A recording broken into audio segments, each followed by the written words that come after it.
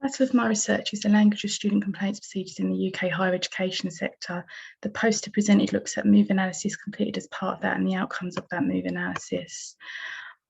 As outlined in the poster and in the box on the top of this screen, my research looks at regulations, policy and staff and student guidance documents in the higher education sector that are looking at conveying the student complaints procedures.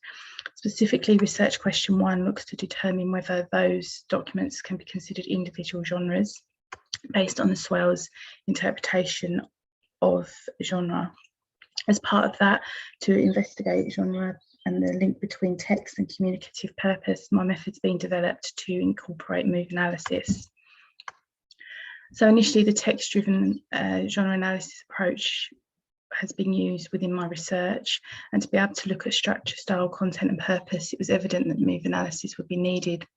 So move analysis was developed by SWELS in the 80s. It consists of moves which are parts of text that have communicative purpose, and these can be obligatory or optional. And within those, there will be steps that realise those moves. So as outlined on the poster, the method used for the move analysis is that adopted by Upton and Cohen. And in reality, what this means is that I've taken a subsection of my overall corpora and looked at the moves across the subcorpora, and then looked at the steps within those moves, and then completed a corpus analysis on the steps.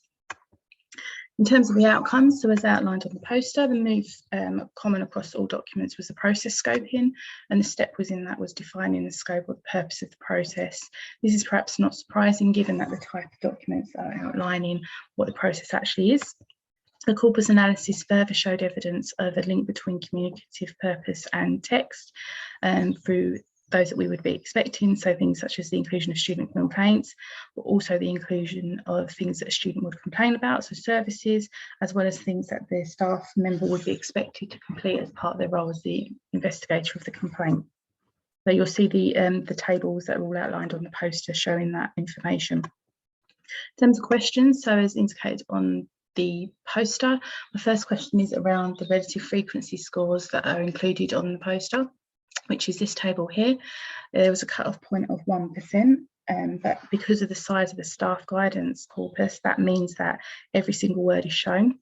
It's just really if anyone's got any ideas on the best way to get around that, or whether I should continue showing every single word with a cut-off point at 1%.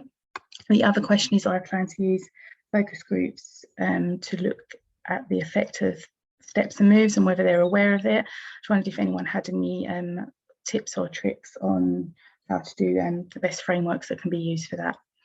And this is just the references for this presentation. Thank you.